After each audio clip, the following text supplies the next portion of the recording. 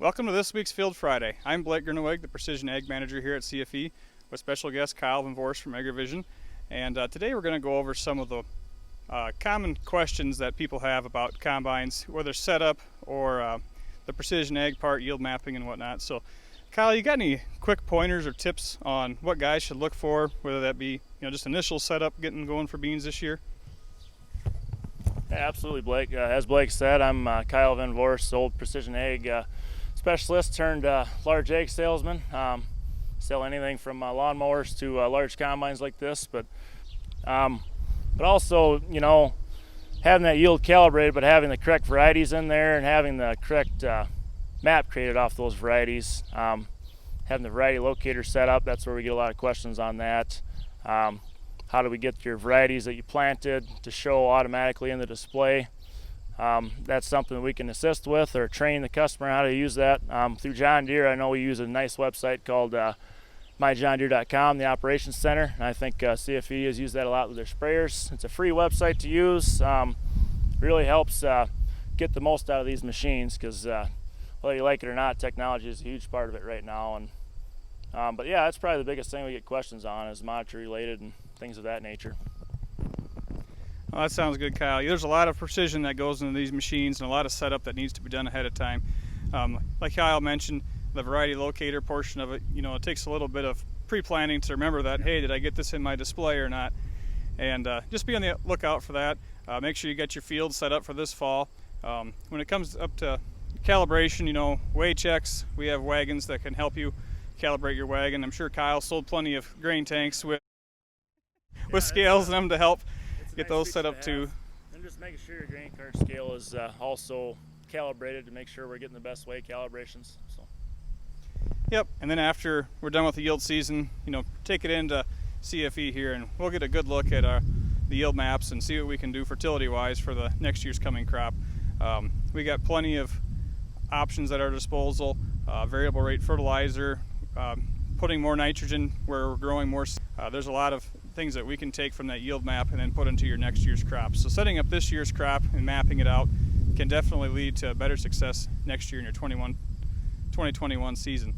So, Kyle, as we go along, so one of the quick, what's probably one of the quickest adjustments a guy can make? Hey, I just did the first 50 feet in my field.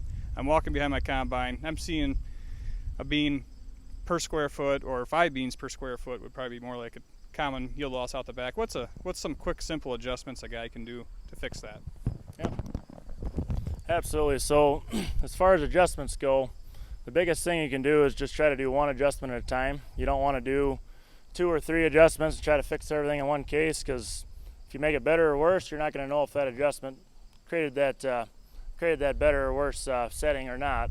Also, when you make that one adjustment, if you're going to change it just a small bit, you might not see a difference. But if you make a medium to large change, probably more than you're going to change in the long run, but you can find that happy medium. So shock the system a little bit with changing the one adjustment so you can see if it made a difference or not, and then if it affected other adjustments. That's probably the biggest thing we see is one adjustment at a time. But as far as beans going out the back of the combine, that could be something like your cleaning fan speed is a little too high. Maybe you have your chaffer set down a little too low.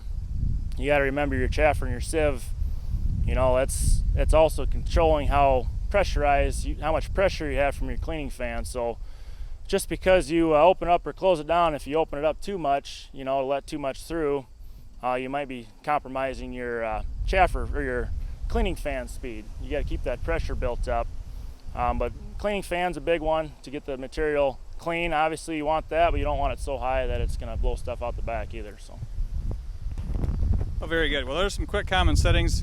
As Kyle said, when you get in the field first 50 feet, make a medium to large adjustment so you can see what has happened and what's coming out the back of the combine. Check it, make sure that's the setting you need to adjust, and kind of keep adjusting from there one step at a time. So, no, that's a great tip for this fall, Kyle. All right, Blake, we're going to talk about a power shutdown real briefly. Power shutdown, if you don't know what that means, it's basically we're running the machine at our optimal performance that we can set in the field off of our initial settings, but we're going to kill that machine in the field. There's a very specific process for every combine of how to do that properly without hurting anything on the engine or shutting it off too fast to to affect the turbos or anything like that. But so definitely read the operator's manual. It has it right in there.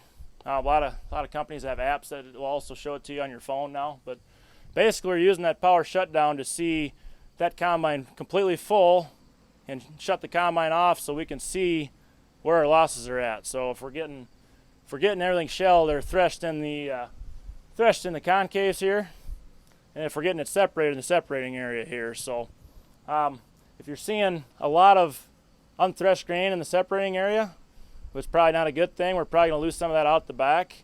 Most of the threshing, almost all the threshing is going to take place up here. So that's something we can't always tell until we see that power shutdown in process or in place. So the separating, like you said, the threshing takes place up here and the separating in the back here.